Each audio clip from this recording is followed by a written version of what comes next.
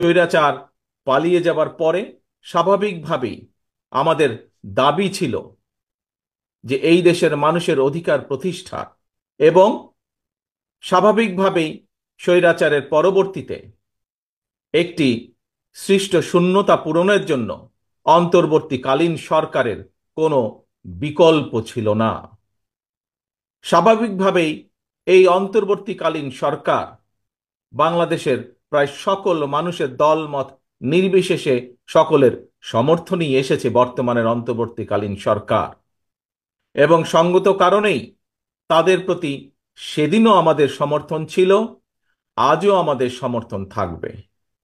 তবে এখানে একটি কিন্তু রয়েছে প্রিয় ভাই বোনেরা, তাদের প্রতি আমাদের আস্থাকে প্রশ্নহীন রাখার চ্যালেঞ্জ কিন্তু তাদেরকেই নিতে হবে।